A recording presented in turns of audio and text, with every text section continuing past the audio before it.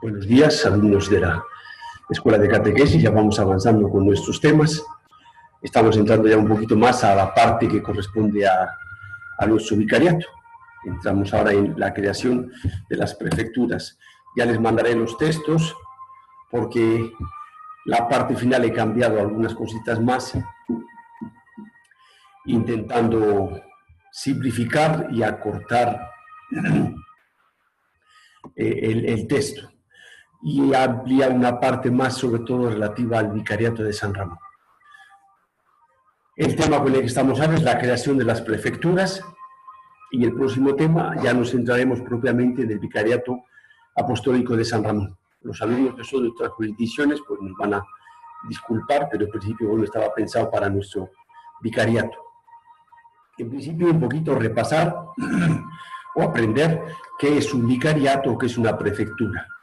En los territorios de misión, como es este el caso, donde no hay suficiente número de sacerdotes, no hay suficiente número de católicos, de parroquias, se crean estas estructuras, estas jurisdicciones, territorios religiosos que dependen de Roma, dependen del Papa, el sumo pontífice, y se llaman vicariatos o prefecturas. La prefectura, digamos, es más provisional, pasa después al vicariato, y eso, la intención es que con el tiempo, puede pasar más de 100 años, como ha pasado aquí, por ejemplo, con el tiempo eso pase a ser una diócesis. Hablando así por casa, es una diócesis en territorio de misión, una diócesis en pañales que todavía está creciendo y se está desenvolviendo.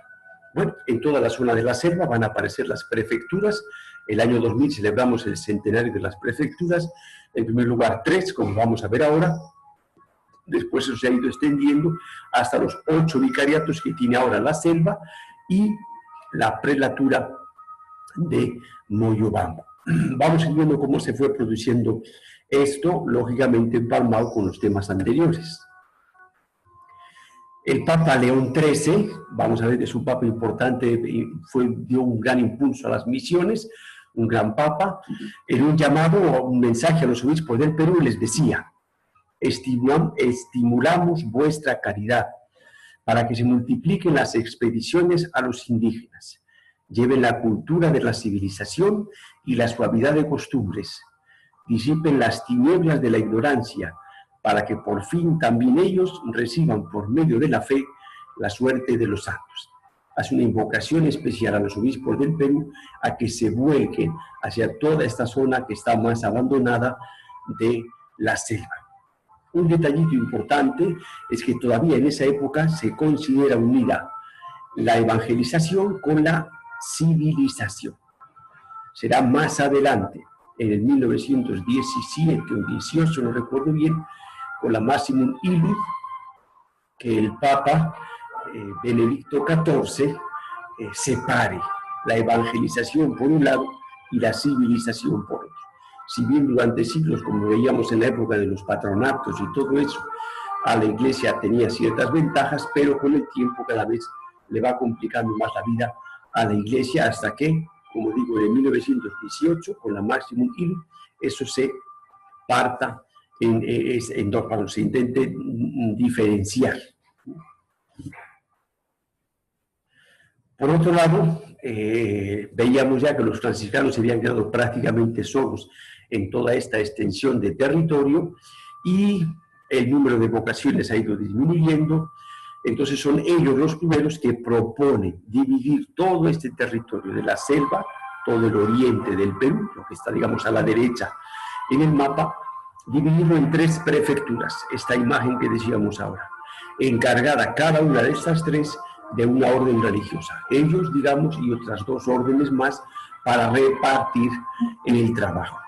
Veíamos al principio del curso, si recuerdan, cómo entraron en la selva varias órdenes religiosas. Al final prácticamente se quedaron solo jesuitas al norte y franciscanos. Una vez que los jesuitas son votados, los franciscanos se han tenido que quedar al frente de todo eso. Se han multiplicado como buenamente han podido, han buscado la ayuda del clero diocesano, pero lo cierto es que esto no daba más de sí. Entonces son ellos los que están proponiendo todo esto ya a fines del siglo XIX, 1894, por ahí. En el 1896 se celebra en Lima el Congreso Católico Nacional.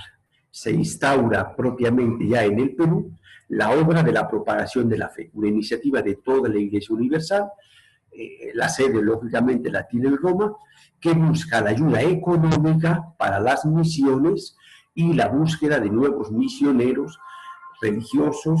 Ya empiezan también religiosas para fortalecer toda esta obra misionera. Digamos que en este congreso, lo curioso es que es un congreso católico de todo el Perú y muestra un gran interés por el oriente del Perú, por la selva.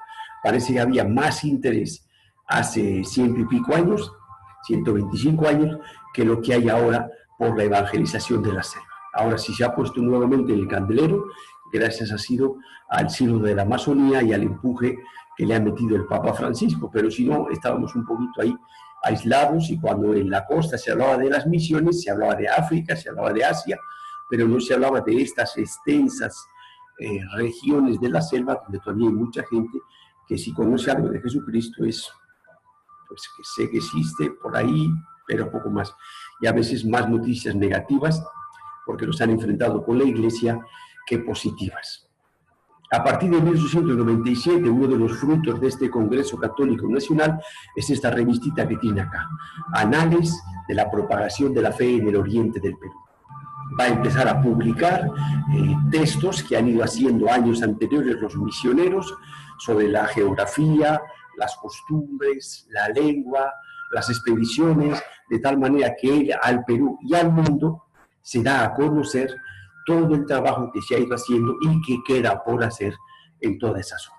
Esto va a hacer que haya un interés de la Iglesia y de la sociedad hacia esta parte de la selva peruana, y por lo tanto una mayor preocupación por esto, un empeño económico, etc.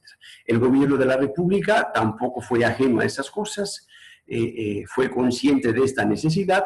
También había, como siempre, necesidades, intereses materiales de parte del gobierno de la República, porque le interesaba que toda esa zona de la selva sea poblada, para evitar que se vengan del Brasil o que vengan otro tipo de invasiones, como de hecho han venido a robar madera, minería ilegal, etcétera, etcétera. Entonces, al gobierno de la República también le interesaba que todo eso se vaya poblando.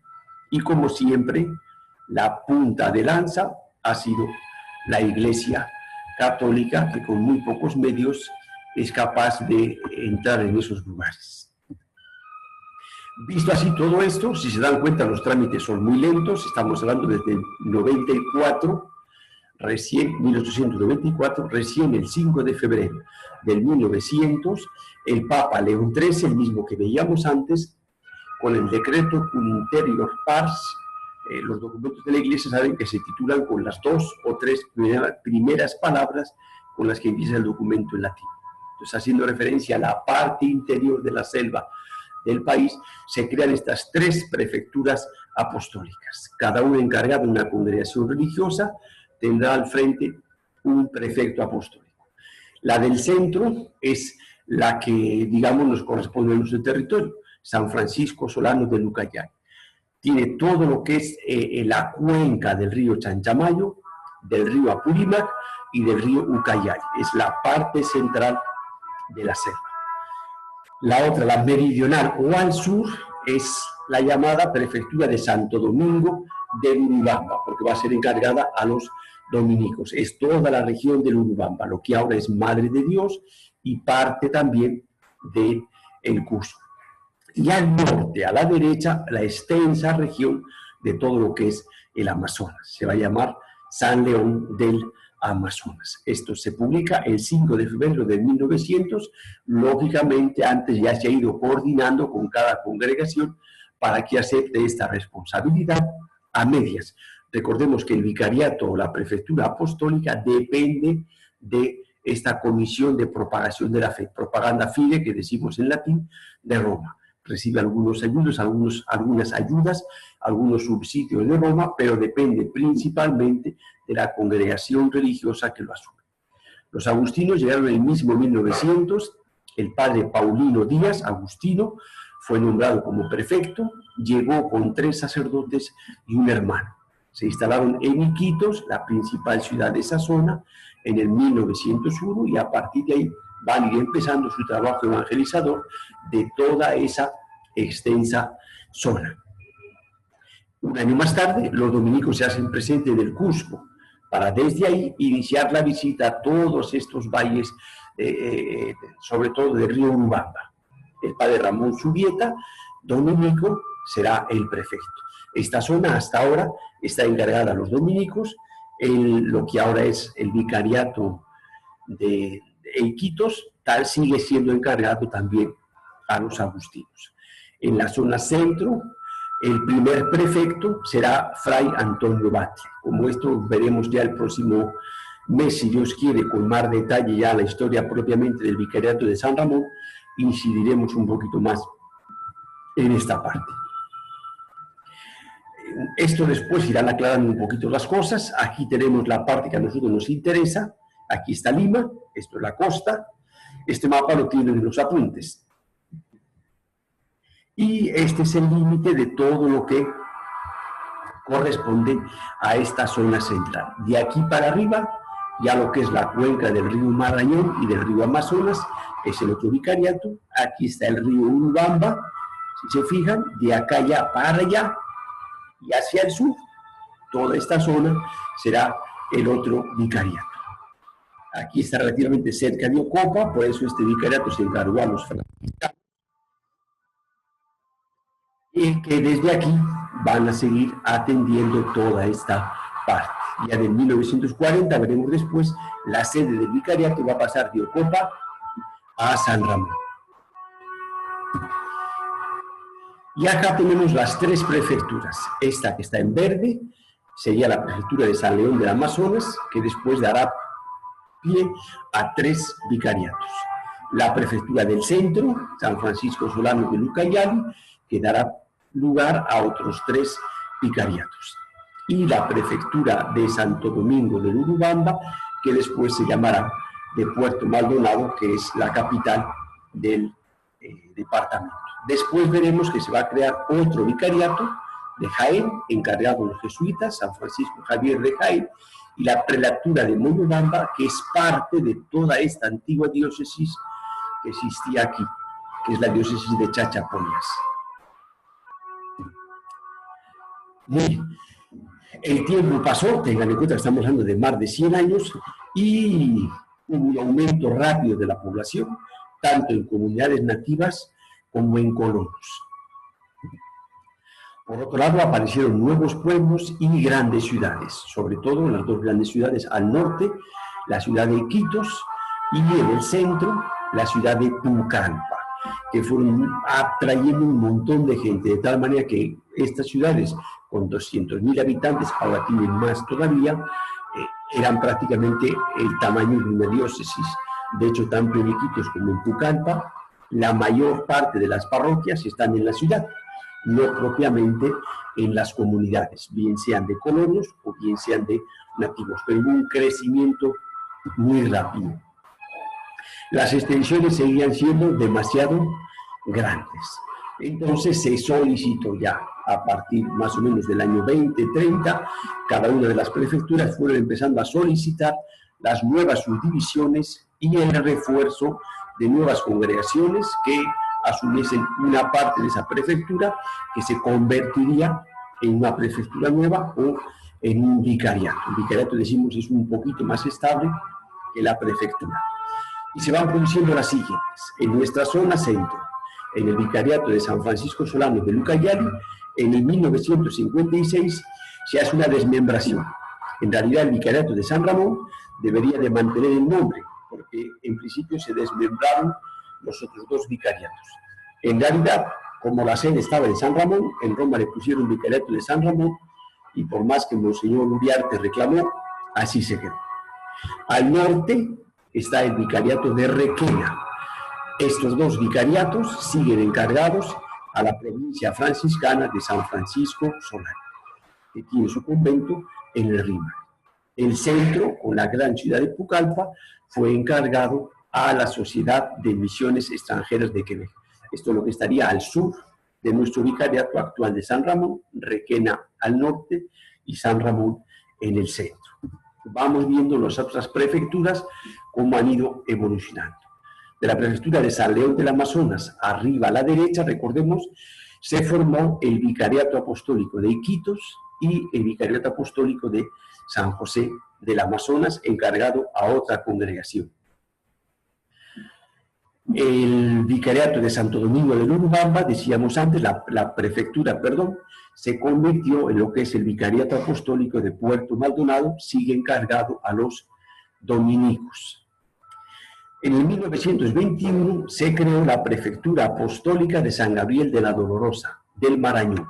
En la zona norte del Marañón, a la izquierda, de ahí se cogió una parte de lo que era la Prefectura del Amazonas y parte de las diócesis que colindan con eso. Fue confiada a los padres pasionistas y de ahí acabó derivando en el Vicariato Apostólico de San José de Yurimaguas. Y un poquito también a la izquierda, encima del Vicariato de Yurimaguas, se creó primero la Prefectura Apostólica de San Francisco Javier, encargada de los jesuitas, que al final dio el Vicariato Apostólico de San Francisco Javier de Jaén, que sigue siendo hasta la actualidad encargado a los padres jesuitas. Por ejemplo, en el Vicariato Apostólico de Jaén trabajó muchos años para los que son de Huancayo el cardenal Pedro Barreto. Y como decíamos antes, en el 1948 se desmembra la prelatura de Moyobamba de la antigua diócesis de Maynas, que ahora coincidiría con la diócesis de Chachapoyas. También todo en zona de selva. Tenemos así entonces 8 vicariatos y una prelatura en todo lo que es la selva peruana. Bueno, la situación fue cambiando de una manera muy rápida y se fueron produciendo bastantes cambios. Por un lado, ha habido muchas subdivisiones, igual que ha habido divisiones y subdivisiones en la cuestión religiosa, la hubo también en la cuestión civil o política. Aparecieron nuevas provincias, nuevas regiones, nuevos departamentos, nuevos distritos, hasta ahora. Hace poco, hace unos años, apareció el distrito de Constitución, el distrito de Vizcatán, ahora hace unos días el distrito de Sangani, entre Pichanaki y Perene, desmembrado de Perene. Es una zona que está cambiando mucho y muy rápido. La época del caucho, ya vimos, produjo una corrupción moral y económica en toda la zona.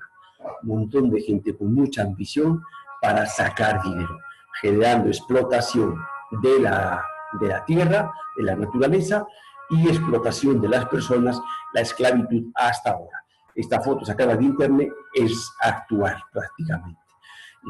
Seguimos viendo trabajar en condiciones infrahumanas. ¿Qué más cambios se produjeron? El narcotráfico y el terrorismo.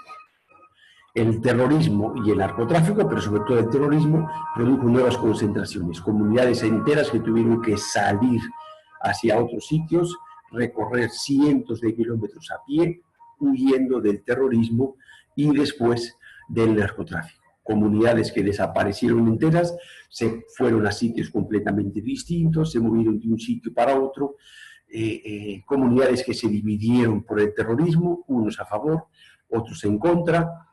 Todo esto ha hecho un gran daño en toda nuestra Amazonía. Un daño que hasta ahora se observa. Hay una desconfianza muchas veces cuando uno llega, porque uno no sabe si llega de buena fe, si es policía secreta, si es terrorista, si es narcotraficante o qué cosa es. Aparecieron las ciudades modernas, ya veíamos antes. Aquí tenemos, por ejemplo, la ciudad de Quito. Vemos una ciudad moderna, grande, con industrias, con muchísima población y con toda la problemática que conlleva estas grandes ciudades de hacinamiento, de delincuencia, de mafias, etcétera, etcétera. También tienen algunas ventajas, por supuesto. Aparecieron otras formas de explotación, las grandes haciendas, los fundos, las grandes extensiones ganaderas, en las que van cientos de hectáreas para hacer zonas ganaderas, la extracción de la madera. Aquí tenemos una vista aérea de la cantidad de maderas que hay botada, el petróleo, la minería y la minería ilegal, las plantaciones de coca, todo eso fueron nuevas formas de seguir explotando, estrujando, sangrando nuestra Amazonía. En su mayoría, todas estas cosas que hemos visto no fueron beneficiosas ni para la gente, ni tampoco, lógicamente, para la evangelización.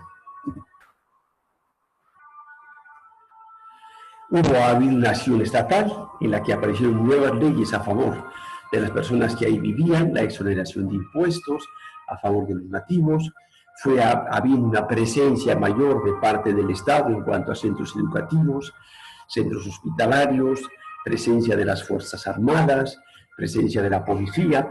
Todo eso fue haciendo que la realidad de la selva cambiase completamente. Bueno, aquí nos quedamos. El próximo mes, si Dios quiere, ya profundizaremos un poquito más en lo que es la historia propiamente del Vicariato Apostólico de San Ramón. En cuanto a la tarea, ya les dije el mes pasado, lo que quiero es que preparen bonito el trabajo. Por ahora no les voy a poner notas, simplemente los voy a corregir y se los voy a devolver para que puedan retocar, mejorar o lo que sea, y ya la nota final iría más adelante. En cuanto al examen final, tengo que coordinar bien con el padre Raúl a ver cómo lo vamos a hacer para hacer un pequeño examen final con algunas cositas así elementales que les quede algo previsto. Y les pondré también los apuntes nuevamente completos. La primera parte es la misma, lo único que me interesa son los últimos temas, como digo, que he refundido un poco algunas cosas, he simplificado algunas y completado algunas cositas más con respecto al vicariato. Así que nada, adelante, ya queda poco para acabar el año. La pandemia va a durar un poco más que el año, me temo, pero ahí seguimos. Que Dios me los bendiga y adelante.